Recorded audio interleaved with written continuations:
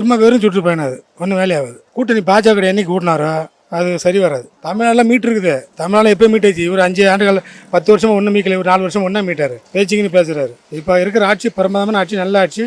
விடியல் பயணம், இப்போ காலேஜ் பசங்களுக்கு எல்லாத்துக்கும் சிறப்பான ஆட்சி நடக்குது. இது மாற்ற தேவையில்லையே, நல்லா தானே இருக்குது. அவர் வேணால் ஆபத்தில் இருக்கலாம், மக்கள் யாரும் ஆபத்தில் இல்லை.